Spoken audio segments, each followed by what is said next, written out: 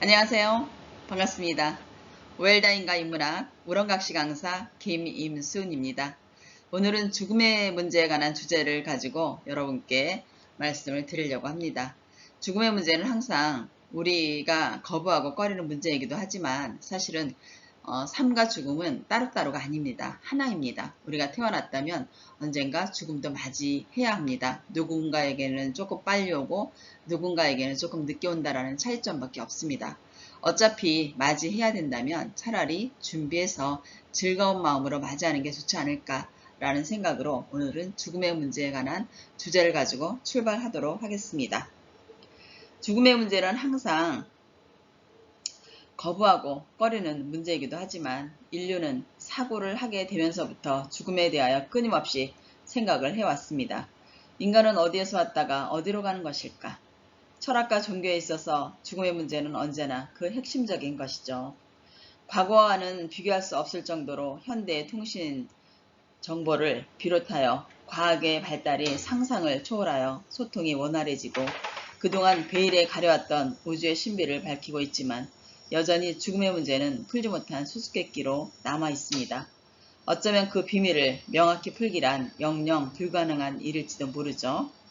인간은 누구나 예외 없이 죽음을 맞이하면서도 삶 속에서 죽음을 생각하거나 입에 담기조차 싫어하고 피하려고만 하는 것이 현실입니다.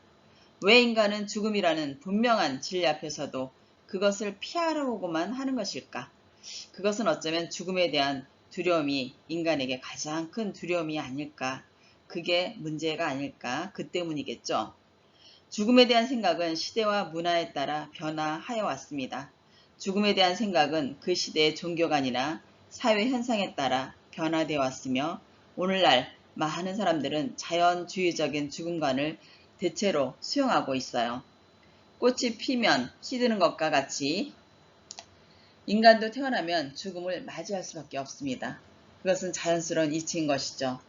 그렇지만 현대의학이 발달하면서 죽음에 대한 생각도 많은 변화를 가져왔어요. 예전에는 죽을 수밖에 없었던 병이라 할지라도 현대의학은 생명의 연장이라는 새로운 수단을 동원하여 인간의 생명을 연장시키고 있으며 이러한 생명의 연장은 죽음이 운명이 아니라 인간의 힘과 노력으로 얼마든지 연장되어질 수 있다는 생각을 하게 됩니다. 현대에는 생명공학이라는 새로운 학문의 탄생으로 인간의 노화와 관련되어진 많은 연구들이 진행되어 있습니다. 그러나 육체의 죽음을 연장시킨 대가로 인류는 뇌사라는 새로운 문제를 낳게 되죠. 뇌사는 육체적으로는 살아있지만 뇌의 기능이 정지되어 인간으로서의 활동을 할 수 없는 상태를 말합니다. 즉 살아있는데 죽은 것이고 죽은 것인데 살아있는 묘한 상태를 말하죠. 이것은 우리에게 장기이식이라는 측면에서 새로운 생각을 하게 됩니다.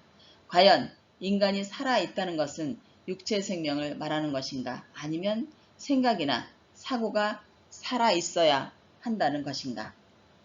인간은 누구도 죽음을 거부할 수 없으며 모든 생명은 예외 없이 죽음의 법칙 아래에 놓여 있습니다. 죽음은 나이 순으로 맞이하는 것도 아니며 노인에게만 해당되는 것도 아니죠. 그렇지만 많은 사람들은 자신을 영원히 사는 것으로 착각하며 삶의 의미도 모르고 죽음에 대한 대비도 없이 그저 현실을 살아가는데 급급하여 살아갑니다. 살아있는 누구도 자신의 죽음에 대해 이야기하고 싶어하는 사람은 없어요. 그런데 병원 응급실에 하룻밤만 앉아보세요. 많은 생각이 달라집니다. 자신이 편안히 자고 있는 그 많은 날들 동안에도 병원 응급실에는 급하게 실려오는 환자들로 넘쳐나죠. 바로 조금 전까지만 해도 웃고 떠들고 죽음에 대해 떠올리기조차 싫어했던 사람들이 죽음의 문턱을 넘나드는 것입니다. 과연 살아있다는 것은 무엇이고 죽음이란 무엇을 생각하게 할까요? 죽음의 형태도 가지각색입니다. 천수를 누리고 기력이 쇠진하여 저절로 여러 기능이 멈추는 자연사가 있는가 하면 아직 창창한 나이에 뜻하지 않은 원인이 생겨 죽음을 맞는 우연사도 있습니다. 우리나라 사람은 예로부터 오래 사는 것을 가장 큰 행복으로 삼았고 제명대로 살다가 편안히 죽는 것을 오복의 하나로 꼽았습니다. 인간은 죽음으로 향하는 존재라 규정한 철학자도 있어요. 산다는 것은 무덤을 향하여 한 발자국씩 다가가는 과정이라고 말한 소설가도 있어요. 가끔 죽음에 대해 생각을 돌려보세요. 그리고 미구에 죽을 것이라고 생각을 하라. 어떠한 행동을 할 것인가를 그대가 아무리 범인할 때쯤이라도 밤이면 죽을지도 모른다는 생각을 한다면 그 범민은 곧 해결될 것입니다. 그리하여 의무란 무엇인가, 인간의 소원이란 어떤 것이어야 할 것인가가 곧 명백해질 것입니다. 아, 명성을 떨쳤던 사람도 죽고 나면 이렇게 빨리 잊혀지는 것일까? 그리스의 비극 시인인 소포클레스는 이렇게 죽음을 노래하였죠. 어찌되었든 사람은 죽지 않으면 안 되는 단 한 번 혼자서 죽는 것입니다. 그리고 그것은 삶의 끝맺음이죠. 누구도 피하지 못하고 거부하지 못하며 전신으로 맞아들여야 합니다. 죽음에 대한 인식을 보면 한국에는 무척 죽음을 외면하려 들죠. 그래서 개똥벌레, 개똥밭에 굴러도 이승이 좋다라는 말이 있어요. 가난에 찌들어도 천대를 받아도 이 세상에 사는 것이 좋다. 죽음은 싫다. 이처럼 한국에는 삶의 강렬한 애착을 지닌 나머지 죽음을 재난으로 생각을 합니다. 그렇기 때문에 두렵죠. 죽음은 휴식이 아니라 새로운 공포이고 재앙이라고 생각을 합니다. 이 세상에서 누리는 오복 가운데 오래 사는 것을 으뜸으로 치죠. 그저 오래 살고 싶어 아기를 낳았을 때 금줄을 치는 것이나 돌을 맞았을 때 실을 안겨주는 것이나 인생 모디에 마디마디에 오래 살아라 하는 기원하는 뜻을 담겨져 있습니다. 새해를 맞아 세배를 드려도 만수무강 하는 것이 가장 큰 인사로 우리에게는 심어져 있죠. 젊은이의 이런 축수의 어른은 명복 많이 받아라 하고 덕담을 합니다. 오래 살고 싶은 심정을 표현한 것이겠죠. 그러나 죽음을 피할 수 있는 것이라고 생각하지는 않습니다. 굳이 외면하고 싶지만 가까이에 있음을 알겠죠. 저승 100년보다 이승 1년이 낫다곤 하지만 사실은 저승길이 대문 박힌 것입니다. 죽음은 늘 가까이 있습니다. 그래서 오복의 마지막은 제명대로 살다가 편안하게 죽는 것이라고 할 수가 있겠죠. 죽음의 인식은 인간의 생명이 유한하다는 것을 인식하는 데서부터 출발을 합니다. 우주의 모든 것은 생멸하는 존재이죠. 모양이 있는 것은 반드시 소멸하게 되어 있어요. 태어났다는 것은 언젠가는 반드시 사라지는 것이 우주의 법칙이기 때문에 그렇죠. 이것을 실제적으로 인식하는 삶이 바로 죽음 인식의 출발입니다. 죽음 인식은 자신이 영원한 생명인 듯 착각하는 무지를 깨는 데 있어요. 죽음의 인식을 통해 인간의 유한성을 알아차릴 때 삶의 가치는 더욱 소중해지고 자신도 더욱 소중한 존재로 인식하게 되어 있습니다. 만약 인간이 영원 불멸의 존재라면 세상은 지금 같지는 않을 것이죠. 삶이란 그저 영위하는 것일 뿐 그 가치는 형편없어질 것입니다. 인간의 유한성은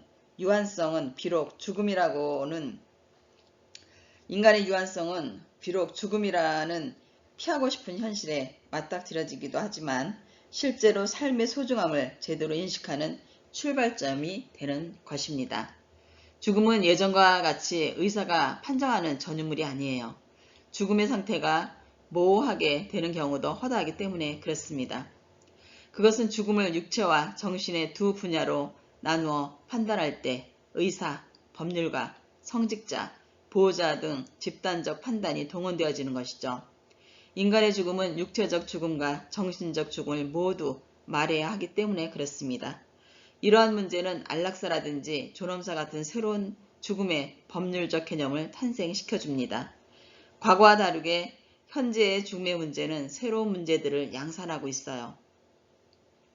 현대의 죽음은 과거의 죽음과는 많은 부분에서 달라져 있어요. 과거에는 의학이 발달되지 않았고 건강에 대한 무지로 인해 많은 사람들이 질병으로 사망을 하게 됩니다. 또한 신생아의 사망률이 현재와는 비교가 되지 않을 만큼 높아요. 예전의 어머님들은 아이를 여러 명 낳아서 그 중에 한두 명은 이런저런 이유로 생명을 달리하는 경우가 허다하기 때문에 그렇죠. 그렇지만 현대 우리 세대에서는 한두 명의 아이만 낳아서 키우는 게 기본이 되다 보니 그만큼 신생아의 사망률이 현저히 낮아질 수밖에 없다는 것을 의미합니다. 현대사회는 무기의 발달로 대량 살상이 가능해졌고 지구의 온난화와 더불어 새로운 지구 생태계의 변화는 언제 어디서 어떤 일이 벌어질지 모르는 생명의 위험을 느끼게 합니다. 지진으로 인한 쓰나미와 지진으로 인한 쓰나미로 동남아와 일본 등에서 수많은 사람들이 하루아침에 생명을 잃기도 했었죠. 자동차의 증가로 차량 사고로 인한 죽음도 늘어나고 있으며 정신이 물질의 발달을 따라가지 못한 결과 우울증이나 정신질환을 만들어 자살로 인한 사망도 꾸준히 증가하고 있는 실정입니다. 의학의 발달은 생명을 끊임없이 연장시켜 노령화 사회와 저출산의 문제를 만들기도 하죠. 죽음 이후에도 매장 문화가 화장 문화로 바뀌었고 납골당을 비롯한 수목장 등의 새로운 장례 문화를 만들어내기도 하죠. 또한 문화에 따라 계속 세계 각국에는 다양한 장례 문화가 존재를 합니다. 그러한 모든 죽음에 관련된 일들을 누구도 자신의 일이라고 여기지는 않죠. 그러다 어느 날 죽음에 마주하게 되면서 그때 비로소 그러한 문제들에 대해 진지하게 생각을 하게 됩니다. 그것은 다른 세상의 문제가 아니라 현실을 사는 우리들의 문제임을 알아야 하죠. 현실에 있어서 죽음의 문제는 무지에 가깝다고 할 수가 있어요. 그렇지만 자신의 노년에 이르면 죽음의 문화가 얼마나 잘못되어 있는지, 자신의 죽음이 얼마나 존중받지 못하고 있는지 느끼게 됩니다. 인간은 소중하게 태어나서 삶을 살지만 죽음에 이르렀을 때도 품위 있게 죽을 권리가 있어요. 우리의 죽음 문화의 현실이 어떤지를 다시 한번 돌아볼 필요가 있습니다. 죽음의 공리를 한번 알아볼까요? 공리는 증명을 필요로 하지 않거나 증명할 수 없지만 직관적으로 자명한 진리의 명제인 동시에 다른 명제들의 전제가 되는 명제를 말합니다. 공리라는 말은 과학적으로, 의학적으로, 육하원칙으로 증명하지 않아도 확실하다는 뜻이 바로 공리예요. 그렇다면 죽음의 공리에는 어떤 것들이 있을까요? 인간은 어느 누구도 다 죽어요. 죽지 않을 사람 혹시 있나요? 다 태어나면 다 죽게 마련입니다. 인간은 언제 죽을지 몰라요. 혹시 언제 죽을지 아는 사람 계세요? 없습니다. 우리는 언제 죽을 줄 알면 정말 좋겠죠. 어디서 죽을지도 모릅니다. 어떻게 죽을지도 몰라요. 그런 것들만 알면 우리는 이렇게 걱정할 필요가 없습니다. 또 죽음을 미리 경험해 볼 수도 없어요. 다른 사람의 죽음을 통해서 나의 죽음을 간접적으로 경험해 보는 게 전부 다예요. 또 아무도 대신 죽을 수가 없습니다. 눈에 넣어도 아프지 않을 어린 자식이 죽는다 하더라도 그 자식을 위해 대신 죽어줄 수가 없다는 거예요. 누구나 빈몸으로 태어난 것처럼 갈 때도 빈손으로 간다라는 사실이고요. 죽음 앞에서는 누구나 다 평등합니다. 부자도, 가난한 사람도, 어린아이도, 노인도, 병자도, 건강한 사람도, 남자도, 여자도 모두 다 평등하다는 사실이에요. 그렇죠. 그래서 우리는 죽음의 공리만 확실히 알고 나도 언젠가는 죽을 것이다 라는 사실만 기억한다면 우리는 겸손하게 그렇게 살지 않을까. 그래서 오늘을 마지막이라고 생각을 하고 살면 우리는 삶의 질을 높일 수 있는 후회 없는 삶을 살지 않을까라는 생각을 해봅니다. 오늘 끝까지 함께 해주신 여러분 진심으로 감사를 드립니다. 혹시 강의가 좋았다라고 생각이 드시면 구독, 좋아요 꼭 눌러주시면 감사하겠습니다. 오늘도 즐거운 날 되시고요.